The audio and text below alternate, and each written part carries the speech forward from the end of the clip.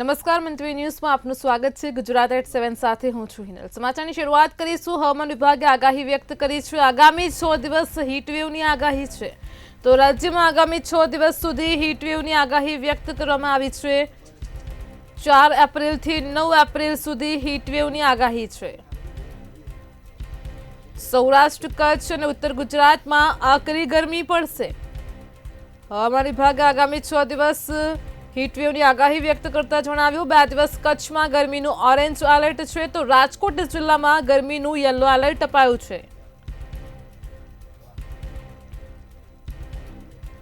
આગામી 6 દિવસ સુધી રાજ્યમાં હીટવેવની આગાહી છે। આકરી ગરમી પડવાની છે। 4 એપ્રિલથી 9 એપ્રિલ સુધી હીટવેવની આગાહી છે।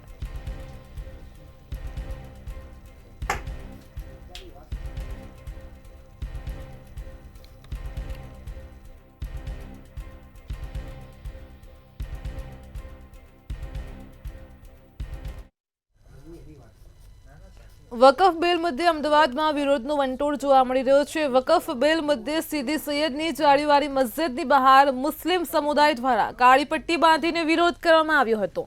તેમજ મુસ્લિમ સમુદાય દ્વારા સરકાર સામે પણ સૂત્રોચ્ચાર કર્યા છે। વિરોધ કરનાર કેટલાક લોકોની પોલીસે અટકાયત કરી હતી।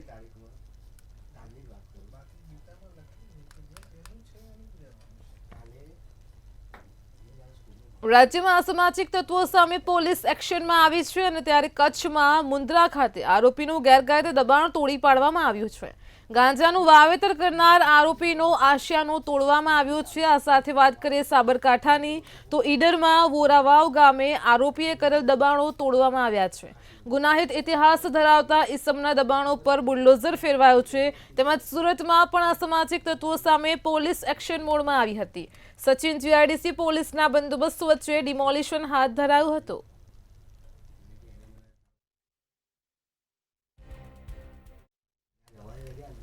ગીર સોમનાથ જિલ્લામાં સોમનાથ સંખ સર્કલ સામેની જગ્યા ઉપર ગેરકાયદેસર દબાણ હટાવવાની પ્રક્રિયા તંત્રે હાથ ધરી। આ દરમિયાન સ્થાનિકોએ ભેગા થઈને રોડ પર ચક્કાજામ કર્યું। બનાવની જાણ થતાં એસપી, ડીવાયએસપી સહિત 200 પોલીસ જવાનો ઘટના સ્થળ પર પહોંચી ગયા હતા અને આ ટોળાને દૂર કર્યું હતું। આ તકે સોમનાથના ધારાસભ્ય વિમલ ચુડાસમા પણ ઘટના સ્થળે પહોંચ્યા હતા। જોકે સોમનાથના ધારાસભ્ય સહિત સ્થાનિકોની અટકાયત કરવામાં આવી હતી। ત્યારે આપના મીડિયાના માધ્યમથી હું ગીર સોમનાથના કલેક્ટર દિગ્વિજય જાડેજાને જાહેરમાં કહું છું કે તમારી પાસે શક્તિ હોય તો તમે મોટા બિલ્ડરો હોય, જે ભારતીય જનતા પાર્ટીના બિલ્ડરો છે, એની બિલ્ડિંગો છે, પાર્કિંગની વ્યવસ્થા નથી, હોટલો છે, એમાં ફાયર સેફ્ટીની મંજૂરી નથી, ઘણી બધી મંજૂરી છે ભારતીય જનતા પાર્ટીની હોય, જે હોટલો કે બિલ્ડિંગ હોય તમારી તાકાત હોય તો ત્યાં પાડવા જાઓ અને અહીંયા તમે એને અમારી નેવું સોમનાથની પ્રજાને ત્રાહિમામ કરી દીધી છે। ઘણીવાર મંદિર પાડવા જાય, ગૌશાળા પાડવા જાય, રામદેવ મહારાજનું મંદિર પાડવા જાય, અહીંયા 80 લોકો રહી છે તો અહીં 2 મંદિર છે, એ મંદિર એને પાડી નાખવું। પ્રભાસ પાટણ ખાતે ગુડલક સર્કલ પાસે સરકારી જમીન છે। જમીન ખાલી કરવા માટે અગાઉથી નોટિસ પણ આપવામાં આવેલી। તમામ કાયદાકીય પ્રક્રિયા પૂરી કર્યા પછી આજે ડિમોલિશન માટેની કામગીરી કરવાની હતી અને એમાં સવારથી સમગ્ર તંત્ર અને પોલીસ બંદોબસ્તમાં હતા। એ દરમિયાન અમુક લોકો વિરોધ કરવા માટે થઈ અને રોડ પર આડા બેસી ગયેલા। એમાં જરૂરી પ્રિવેન્ટિવ એક્શન લઈ અને અત્યારે ડિમોલિશન ચાલુ છે। બનાસકાંઠાના ડીસામાં 4 એપ્રિલે ગેરકાયદે ફટાકડાની ફેક્ટરી અને ગોડાઉનમાં ભીષણ વિસ્ફોટ થયા બાદ મોટા પાયે તપાસ હાથ ધરાઈ હતી। આ ઘટના 1 એપ્રિલના રોજ બની હતી અને આગના કારણે 21 શ્રમિકોએ જીવ ગુમાવ્યા હતા। આ તમામ મધ્યપ્રદેશના હરડા અને દેવાસ જિલ્લાના રહેવાસી છે। સમગ્ર ઘટનાને લઈને પોલીસે દીપક ટ્રેડિંગ ફેક્ટરીના માલિક ખૂબચંદ સિંધી અને તેમના પુત્ર દીપક સિંધીની ધરપકડ કરી હતી। તેમજ પોલીસે આરોપીઓને કોર્ટમાં રજૂ કરતા કોર્ટે આરોપીના 8 દિવસના રિમાન્ડ પણ મંજૂર કર્યા છે। આ સાથે જ આજે પોલીસ દ્વારા આરોપી ખૂબચંદ સિંધી અને દીપક સિંધીનું રિકન્સ્ટ્રક્શન કરાયું હતું।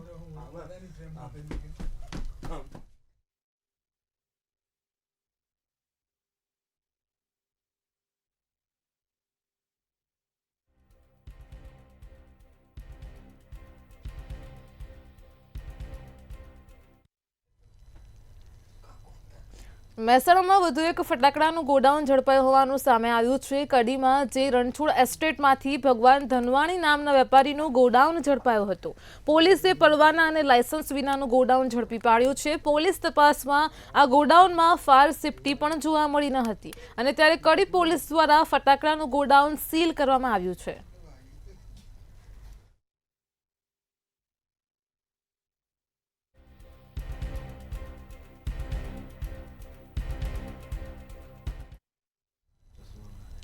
ખેડા જિલ્લામાં ખનીજ માફિયાઓ બેફામ બન્યા છે, જેમાં નદીમાંથી ગેરકાયદે ખનનની પ્રવૃત્તિઓમાં દિવસને દિવસે વધારો થઈ રહ્યો છે. તેવા સમયે ખેડા જિલ્લાના વહીવટીતંત્રને તાલુકાના રઢુ નજીકથી વાત્રક નદી પર ગેરકાયદે પુલ કામચલાઉ બાંધ્યો હોવાની ફરિયાદ મળી હતી અને જેના કારણે નદીનો પ્રવાહ અવરોધાયો હતો. જો કે આ અંગે જિલ્લા કલેક્ટરે સમગ્ર ઘટનાની તપાસ કર્યા બાદ તેને તોડી પાડવાનો આદેશ આપ્યો હતો, જેને રાતોરાત જમીનદોસ્ત કરાયો છે. તો ખેડામાં ભૂમાફિયાઓ બેફામ બન્યા છે. રેતી ચોરવા માટે ભૂમાફિયાઓએ પાણીનું વહન પણ અટકાવ્યું હતું. હજારો મેટ્રિક ટન રેતી ખનન બાદ તંત્રને જાણ થઈ હતી. રાજ્યમાં ભૂમાફિયાઓ બેફામ બની રહ્યા છે. તંત્રને આ પ્રકારની ઘટનાઓની જાણ પણ નથી હોતી. ખેડામાં જ આ બનાવ બન્યો. રઢુ નજીક ખનીજ માફિયાઓનું મોટું કારસ્તાન પકડાયું.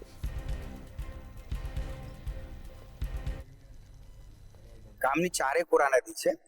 આ પુલ તો મારા જાણ બહાર હતો, પરંતુ જે ગામ વચ્ચે ટ્રેક્ટરો કે ડમ્પરો નીકળતા હતા એની મારી રજૂઆત હતી કે ગામ લોકોને ખલેલ બહુ થતી હતી અને રસ્તા સારા થાય એટલે શું કે ટ્રેક્ટરો વાળા કોઈ છોકરા સ્કૂલ આગળ નીકળે પણ ડમ્પરો નીકળે.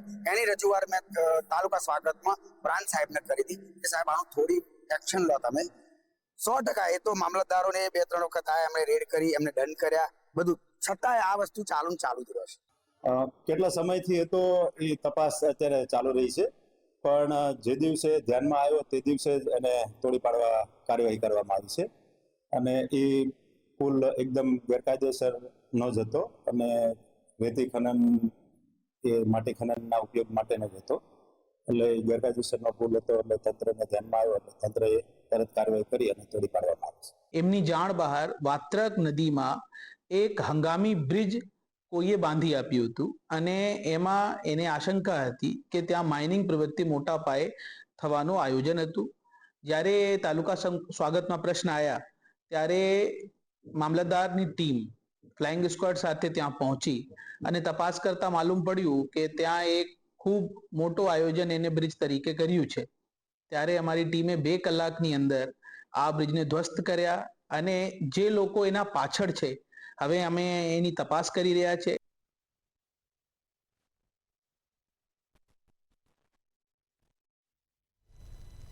સુરતના ઉમરપાડામાં ગોવટ ગામની ધોરણ 9ની વિદ્યાર્થીનીનું રહસ્યમય મોત થયું. 14 વર્ષીય યશવી વસાવા નામની વિદ્યાર્થીની આદર્શ નિવાસી હોસ્ટેલમાં રહીને અભ્યાસ કરતી હતી.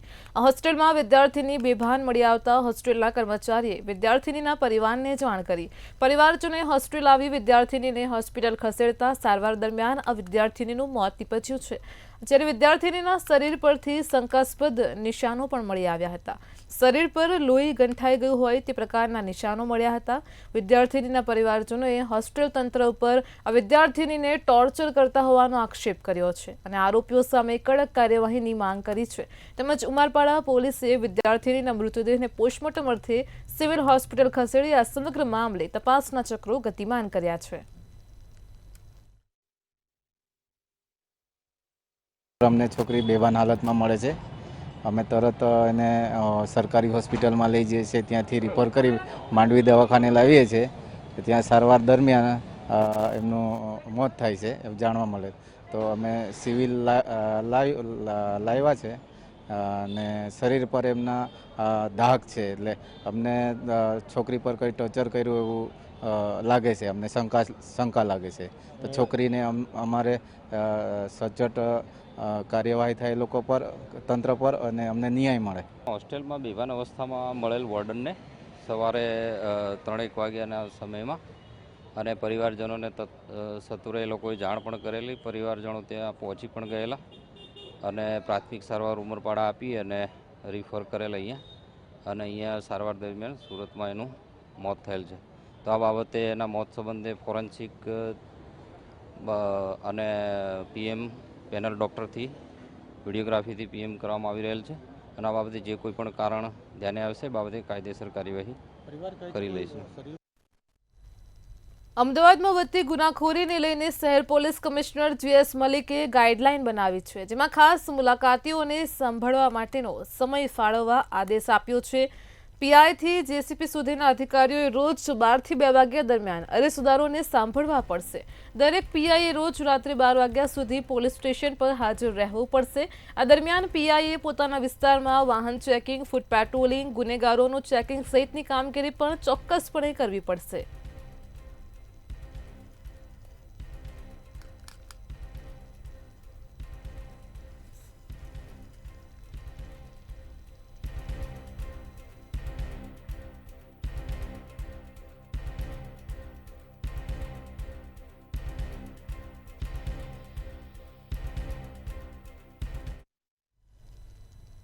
ભરૂચના જંબુસરમાં મુસ્લિમ સમાજ દ્વારા રિજેક્ટ UCC યુનિફોર્મ સિવિલ કોડના અને વકફ સુધારણા કાયદાના વિરોધમાં શુક્રવારે મા પ્રતીક ધરણા તથા આવેદનપત્ર આપવામાં આવ્યું હતું. જંબુસર તાલુકાના મુસ્લિમ સમાજના આગેવાનો તેમજ જનસંખ્યા હાજર રહી વિરોધ કરવામાં આવ્યો હતો. કોઈપણ પ્રકારની અનિચ્છનીય ઘટના ન બને તે માટે ચુસ્ત પોલીસ બંદોબસ્ત ગોઠવાયો હતો.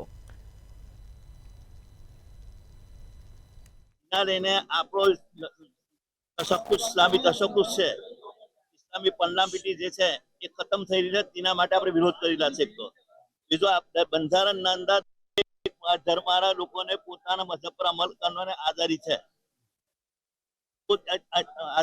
એટલા જ માટે આપણે દરેક ગામડા અંદર કે મદ્રસા કાયમ કર્યા, ઇસ્લામી સ્કૂલો કાયમ કરી. હવે આ લોકો એ બધું ખતમ કરવા માંગે છે. કુરાન અને એના બનાવેલા નિયમોના આધારિત અમે બધા મુસ્લિમો એને ફોલો કરતા આવીએ છીએ. ત્યાં અમારા લગ્ન પ્રસંગ હોય, છૂટાછેડા હોય કે વિરાસતનો પ્રશ્ન હોય, દરેક બાબતોનો ઉલ્લેખ અમારા કુરાનમાં છે અને 450 વર્ષથી અમે કરતા આવ્યા છે. આ દેશમાં રાજપૂતોનો રાજ હતો, એમને પણ કોઈ દિવસ અમને ડિસ્ટર્બ નથી કર્યા, અંગ્રેજોના શાસને કોઈ દિવસ ડિસ્ટર્બ નથી કર્યા. દેશ આઝાદ થયો આજે 80 વર્ષ થવા આવે છે, છતાં કોઈ સરકાર અમને એમાં અડચણરૂપ ના બની કે દખલગીરી ના કરી. પરંતુ આ ભારતીય જનતા પાર્ટીની સરકાર જે મુસ્લિમો પર UCC લાવીને જે થોપવાનો પ્રયાસ કરે છે એનો અમારો વિરોધ છે. એમને અમારી વિનંતી અને રજૂઆત છે, અપીલ છે કે આ કાનૂનને રોકી દેવામાં આવે. આનાથી મુસ્લિમ સમાજની લાગણી બી દુભાઈ છે અને ધર્મની ઉપર અટેક પર થાય છે. જ્યારે કે આ આપણા દેશનું બંધારણ જેની અંદર આર્ટિકલ 25 બધા ધર્મના લોકોને ધર્મ રીત રિવાજ મુજબ પાળવવાનો અધિકાર આપતો હોય તો પછી મુસ્લિમ સમાજ પાસેથી ધર્મ રીત રિવાજ મુજબ કામ કરવાનો અધિકાર છીનવવાની કોણે તમને રજા આપી, મંજૂરી આપી? ભરૂચમાં અંકલેશ્વર ઔદ્યોગિક વસાહતમાં આવેલ ગ્લિન્ડા કેમિકલ કંપનીમાં આગ ફાટી નીકળતા દોડધામ મચી હતી. 7 થી વધારે ફાયર ફાઇટર દ્વારા આગ ઉપર કાબુ મેળવવાના પ્રયત્નો પણ કરાયા હતા. કેવી રીતે આગ લાગી હતી જોઈએ ખાસ અહેવાલમાં. એશિયાની સૌથી મોટી ઔદ્યોગિક વસાહત અંકલેશ્વરમાં ફરી એકવાર આગનો બનાવ સામે આવ્યો છે. ગ્લિન્ડા કેમિકલ કંપનીમાં બપોરના સમયે અચાનક જ આગ ફાટી નીકળી હતી. રાસાયણિક પ્રક્રિયા દરમિયાન આગ ફાટી નીકળતા અફરાતફરીનો માહોલ સર્જાયો હતો. તો જોતજોતામાં આગે વિકરાળ સ્વરૂપ ધારણ કર્યું હતું અને ધુમાડાના ગોટા દૂર દૂર સુધી નજરે પડ્યા હતા. ગ્લેન ઇન્ડિયા કંપનીમાં પ્લોટ નંબર 301માં અચાનક 3:30 કલાકે ટ્રાન્સફોર્મરમાંથી સ્પાર્ક થઈ અને એનાથી કંપનીમાં આગ લાગેલ છે. કોઈ જાનહાનિ થયેલ નથી. અત્યારે આગ બુઝાવવા માટે પોલીસ અને ફાયર ટેન્ડર સ્થળ પર હાજર છે. કુલ 6 થી 7 જેટલા ફાયર ટેન્ડર હાજર છે, પોલીસના માણસો પણ હાજર છે અને આગ બુઝાવવાનું કામગીરી ચાલુ છે. ભીષણ આગ ફાટી નીકળતા અંકલેશ્વરના DPMCના ફાયર ફાઇટરો ઘટનાસ્થળે પહોંચ્યા હતા. 7 થી વધુ ફાયર ફાઇટર દ્વારા આગ પર કાબુ મેળવવાના પ્રયત્નો કરવામાં આવ્યા હતા. તેમજ આગ વધુ ન ફેલાય તે માટેની તકેદારી રાખવામાં આવી રહી છે. આ તરફ પોલીસ કાફલો પણ ઘટનાસ્થળે પહોંચ્યો હતો અને કંપની નજીકનો માર્ગ કોર્ડન કરી કોઈ અનિચ્છનીય બનાવ ન બને તે માટેની તકેદારી રાખવામાં આવી રહી છે. બ્યુરો રિપોર્ટ, મંતવ્ય ન્યૂઝ. વડોદરામાં મનપાની વધુ એક દલા તરવાડીની વાડી સામે આવી છે અને ત્યારે ભાયલી તળાવ બ્યુટિફિકેશનમાં કોન્ટ્રાક્ટની ભલામણમાં મનપાને ₹2.50 કરોડનો ચૂનો લગાવવામાં આવ્યો છે. મહાનગરપાલિકા દ્વારા અંદાજે 38% વધુ ચૂકવવામાં આવશે. સ્થાનિક નાગરિકો મુલતવી કામો તાત્કાલિક પાસ કરાવવા કોર્પોરેટર પર વિકાસના નામે પોતાનો વિકાસ કરી રહ્યા હોવાનો આક્ષેપ કરી રહ્યા છે.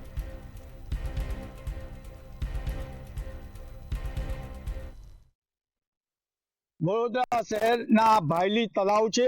આ ભાયલી તળાવનું નવીનીકરણ કામ આવ્યું છે અને જે મહાનગરપાલિકા કોર્પોરેશને અંદાજ લગાવ્યો હતો 4,89,72,000નો, તેના કરતા વધુ 38% વધુ અગ્રવાલ કન્સ્ટ્રક્શને આ ભાવ ભર્યો છે. એટલે વડોદરા મહાનગરપાલિકાને કહી શકાય કે 2 કરોડ કરતા પણ વધુ પૈસા ચૂકવવા પડશે. આપણી સાથે સ્થાનિક નાગરિકો છે, એમને પૂછીશું, શું કહો છો? કોર્પોરેશનના અંદાજ કરતા 2 કરોડ વધુ ચૂકવી અને કોન્ટ્રાક્ટ આપવાની વાત છે. કોર્પોરેશન જે ટેન્ડર પ્રક્રિયા કરે છે એ ત્યાં ઓફિસમાં બેઠા બેઠા જ કરે છે. એકચ્યુઅલી અંદાજિત કેટલો ખર્ચ થાય એ તેમને ખબર જ નથી. છેલ્લે જ્યારે કામમાં બી બેદરકારી બતાવવામાં આવે છે ત્યારે કોન્ટ્રાક્ટર પર ટોપલો ઠલવાય છે. સત્તાધીશો તો ઓલવેઝ બચી જાય છે. મારા ગામમાં આજ સુધીને એક પણ કામ થયા નથી. મારી તો સત્તાધીશોને, કોર્પોરેશનવાળાને, ધારાસભ્યના માણસોને એટલું જ કહેવાનું છે કે તમે આ ટેન્ડર પ્રક્રિયાના ચૂલમાં ગામવાસીઓને ઉલ્લુ ના બનાવશો. તમે જે બી કામ કરવાનું છે એને સારી રીતના કરો. મારું માનવું એવું છે કે નારાયણ સરોવર જે ચાંસદમાં બનાવ્યું છે એ મોડેલ પર જો આ તળાવ બનાવવામાં આવે તો લોકહિતમાં બહુ મોટું કામ થાય અને ભાયલી વિસ્તાર દર વર્ષે સરકારની તિજોરીમાં 250 કરોડ રૂપિયાનો ફાળો આપતું ભાયલી વિસ્તાર છે. તો એની માટે પણ સ્પેશિયલ બજેટની જોગવાઈ કરી અને આ વિસ્તારમાં ડેવલપમેન્ટ કરવામાં આવે. એટલે 6 કરોડ રૂપિયા ખર્ચવાની વાત છે, પરંતુ વડોદરા મહાનગરપાલિકા તળાવમાં ડ્રેનેજનું ગંદુ પાણી છોડે છે. કોર્પોરેટર ને કોન્ટ્રાક્ટરને કોન્ટ્રાક્ટ અપાવવાનો ઉમંગ છે, પરંતુ કોર્પોરેટર ગટરનું પાણી ક્યારે બંધ કરાવશે એ વાત છે. ત્યારે મહત્વની બાબત છે કે હવે વડોદરા મહાનગરપાલિકા બની ચૂકી છે દલા તરવાડીની વાડી. પબ્લિકના વિકાસના કામો નહીં, પરંતુ કોર્પોરેટર પોતાના વિકાસના કામો કરાવી રહ્યા છે તેવો નાગરિકોનો આક્રોશ છે. કેમેરામેન મિલિંદ મહેલે સાથે નિલેશ બ્રહ્મભટ્ટ, મંતવ્ય ન્યૂઝ, વડોદરા. ખેડા જિલ્લામાં નડિયાદ તાલુકામાં હથજ ગામેથી જમીન કૌભાંડ પ્રકાશમાં આવ્યું છે. 1971માં મૃત્યુ પામેલ જેઠાભાઈ પટેલનું નકલી આધાર કાર્ડથી સર્વે નંબર 217ની જમીન બારોબાર દસ્તાવેજ કરીને વેચી દેવામાં આવી હતી. આ મામલે નડિયાદ ગ્રામ્ય પોલીસ મથકમાં ખોટા ડોક્યુમેન્ટ ઊભા કરવાની ફરિયાદ નોંધાઈ છે. જેઠાભાઈનું જે મરણ લાંબા સમય પહેલા થઈ ગયું હતું, તેમના બદલે હાથજ ગામના પીપલક ગામના એક જેઠાભાઈ બેચરભાઈ પટેલ કે જેઓ પણ અગાઉ મરણ પામેલા 2019માં, એમના નામનું ખોટું આધાર કાર્ડ બનાવેલું અને એક વ્યક્તિ, અલગ વ્યક્તિ કે જેની ઓળખ હજુ છતી થવાની બાકી છે, એ વ્યક્તિને જેઠાભાઈ બેચરભાઈ પટેલ તરીકે ઉપસ્થિત કરી અને આ જે ફરિયાદીના દાદાના નામની જે જમીન છે એ જમીનનો દસ્તાવેજ કરી લેવામાં આવેલો તારીખ 9/8/24ના રોજ. તાપીમાં રાજ્ય કક્ષાના મંત્રી દ્વારા આરોપ કરવામાં આવ્યા છે. મંત્રી કુંવરજી હળપતિએ ધારાસભ્ય પર આક્ષેપ કર્યા છે. ખાતમુહૂર્તના કાર્યક્રમમાં મંત્રીએ નિવેદન આપ્યું. ધારાસભ્ય અનંત પટેલ અને ચેતર વસાવા પર તેમણે આરોપ લગાવ્યા. તેમણે જણાવ્યું કે બંને ધારાસભ્ય આદિવાસી સમાજને ગેરમાર્ગે દોરે છે. વિકાસના કામોને લઈને સમાજને ગેરમાર્ગે દોરે છે. આ સાથે જ ધારાસભ્યો ગ્રાન્ટમાંથી ટકાવારી માંગતા હોવાનો પણ આરોપ લગાવ્યો હતો. સમાજને ગેરમાર્ગે દોરવાની વાત આવે તો અમે ચાલવી લેવાના નથી.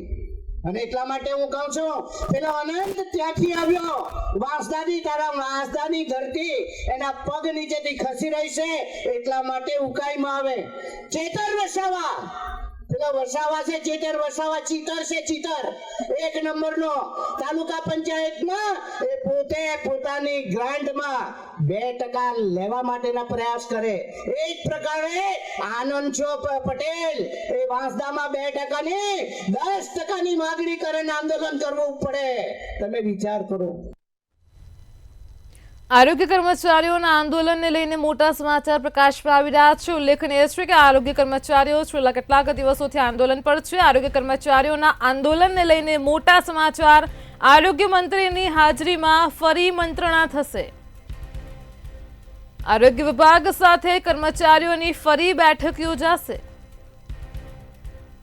આરોગ્ય મંત્રીની હાજરીમાં ફરી એકવાર મંત્રણા થશે। આ સૌથી મોટા સમાચાર મળી રહ્યા છે। આંદોલન જે થઈ રહ્યું છે આરોગ્ય કર્મીઓનું, આ પહેલા પણ મળેલી બેઠક નિષ્ફળ રહેતા આંદોલન યથાવત છે। ફરી બેઠકની મંત્રણા થઈ રહી છે।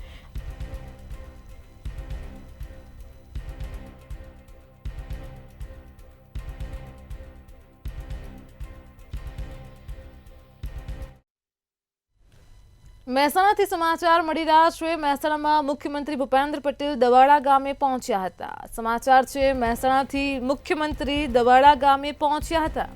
જે વિગતો સામે આવી રહી છે, મહેસાણામાં મુખ્યમંત્રી ભૂપેન્દ્ર પટેલે અભિયાનનો પ્રારંભ કરાવ્યો છે। સુજલામ સુફલામ જળ અભિયાન કેચ ધ રેન 2.0નો મુખ્યમંત્રીએ મહેસાણામાં પ્રારંભ કરાવ્યો।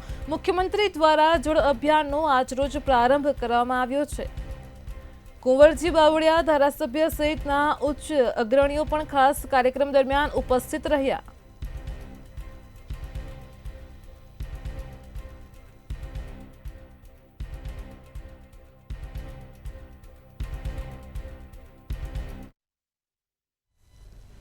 બનાસકાંઠાના પાલનપુરથી લાંચનો મામલો પ્રકાશમાં આવી રહ્યો છે, જેમાં પાલનપુરમાં ઇન્ચાર્જ અધિક્ષક લાંચ લેતા ઝડપાયા છે। તો સમાચાર છે બનાસકાંઠાના પાલનપુરથી ઇન્ચાર્જ અધિક્ષકે લાંચ લીધી। એસીબીએ નશાબંધી ઇન્ચાર્જ અધિક્ષકને રંગે હાથ ઝડપી પાડ્યા છે। ઇન્ચાર્જ અધિક્ષક ₹7,000ની લાંચ લેતા રંગે હાથ ઝડપાયા છે। હિતેન્દ્રસિંહ ઘનશ્યામસિંહ મસાણી લાંચ લેતા રંગે હાથ ઝડપાઈ ગયા છે। બનાસકાંઠાના પાલનપુરથી મામલો હેલ્થ પરમિટ લાયસન્સ મેળવવા માટે ₹7,000ની લાંચ માંગી હતી।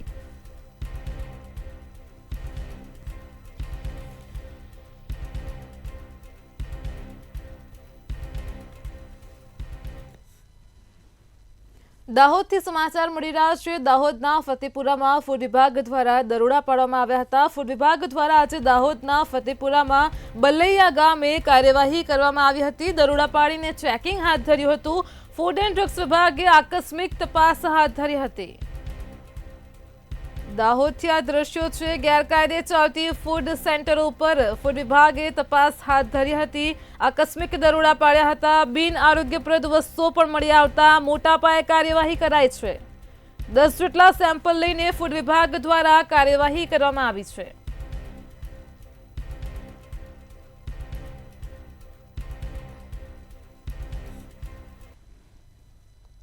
અમદાવાદમાં ધોલેરા નજીક અકસ્માત સર્જાયો હતો। અકસ્માતની ઘટના પ્રકાશમાં આવી રહી છે। અમદાવાદથી જે વિગતો છે, ધોલેરા નજીક અકસ્માત સર્જાયો। અકસ્માતને લઈને જે વિગતો છે, અમદાવાદમાં ધોલેરા ખાતે 2 કાર અથડાતા અકસ્માતની ઘટના બની। બંને કારનો અકસ્માતની ઘટનામાં કચ્ચરઘાણ બોલાઈ ગયો છે। અકસ્માતમાં 5 લોકોને ગંભીર ઈજાઓ પહોંચી હતી।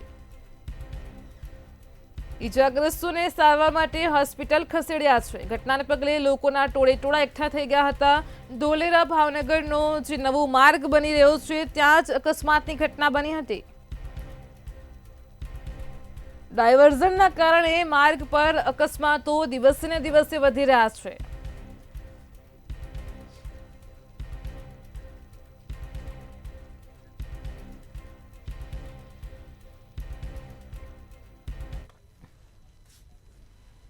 સાબરકાંઠામાં જિલ્લા પોલીસ દ્વારા ફ્લેગ માર્ચ યોજાઈ। સાબરકાંઠાથી સમાચાર છે। સાબરકાંઠામાં ફ્લેગ માર્ચનું ખાસ આયોજન કરાયું। જિલ્લા પોલીસ દ્વારા ફ્લેગ માર્ચ યોજાઈ હતી। જે દ્રશ્યો છે, સાબરકાંઠામાં રામનવમી તહેવારને લઈને ફ્લેગ માર્ચ યોજાઈ હતી।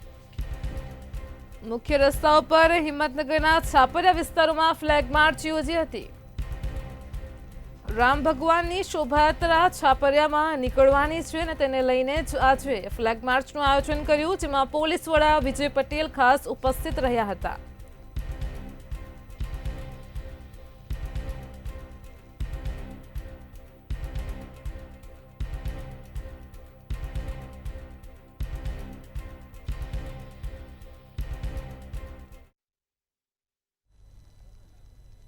ગાંધીનગરથી મહત્વના સમાચાર મળી રહ્યા છે। ગાંધીનગરમાં આરોગ્ય કર્મચારીઓ સાથે આરોગ્ય મંત્રીએ ઘનિષ્ઠ ચર્ચા કરી। સમાચાર છે ગાંધીનગરથી। ઉલ્લેખનીય છે કે આરોગ્ય કર્મચારીઓનું આંદોલન હજુ પણ યથાવત છે। 9 દિવસ સુધી અમારી હડતાલ ચાલી હતી। આરોગ્ય કર્મચારીઓએ આરોગ્ય મંત્રી સાથે ઘનિષ્ઠ ચર્ચા કરતા જણાવ્યું, કર્મચારીઓએ અમે ફરજ ઉપર હાજર થવા કહ્યું હતું। સરકાર આજે હકારાત્મક અભિગમ અપનાવી રહી છે। ખાતાકીય પરીક્ષા અને ગ્રેડ પે બાબતે સરકાર હકારાત્મક અભિગમ બતાવી રહી છે। આરોગ્ય કર્મચારીઓનું જે આંદોલન છે યુનિયન સાથે હજુ પણ સરકાર સંભવતઃ બીજી બેઠક પણ બોલાવશે। ચોક્કસ મુદતની હડતાલનો 25મો દિવસ છે।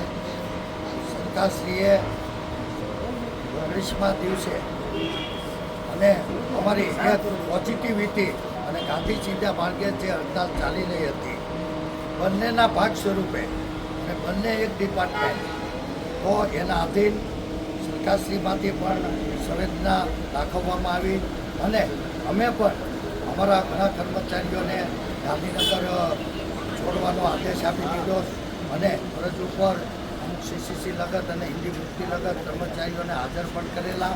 પણ સરકારશ્રીએ આજે અખિલ ભારતીય વિદ્યાર્થી પરિષદ દ્વારા આજે આઈએમ નાણાવટી લો કોલેજમાં વિદ્યાર્થીઓની પરીક્ષા ફી કોલેજમાં સ્વીકારવા બાબતે થઈને આવેદનપત્ર આપ્યું હતું।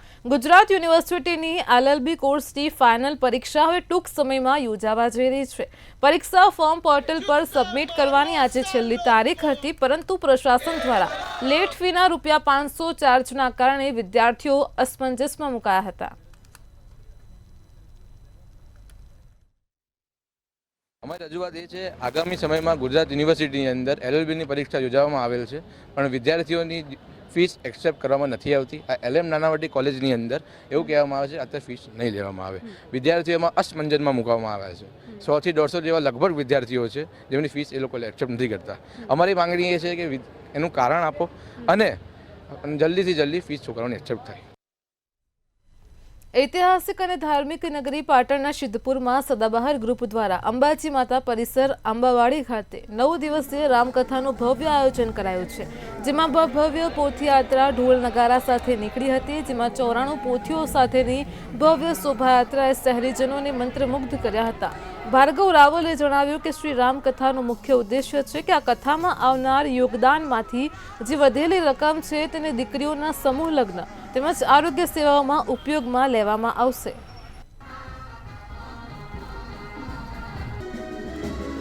અંબાવાડી ખાતે આજે રામકથા છે, તેમાં 9 દિવસમાં સમગ્ર શહેર તેમજ આખા જિલ્લામાંથી મોટી સંખ્યામાં શ્રોતાઓ ઉપસ્થિત। રાકેશભાઈ શાસ્ત્રીના મુખે આ કથાનું આયોજન થયું છે। સદાબહાર ગ્રુપ સિદ્ધપુરમાં વિવિધ સેવાકીય કાર્યક્રમો અમે કરી રહ્યા છે, તે પૈકી આજે આ રામકથા કરી રહ્યા છે અને આ રામકથાનો ઉદ્દેશ્ય છે કે આ રામકથા દ્વારા જે કંઈ બી નિધિ મળશે તેના દ્વારા શહેરની જરૂરિયાતમંદ દીકરીઓના સમૂહ લગ્નમાં આ નિધિનો ઉપયોગ કરવામાં આવશે। ગુજરાત@7 માં હાલ આટલું જ। પડે પણની અપડેટ મેળવો માત્ર મંતવ્ય ન્યૂઝ પર। નમસ્કાર।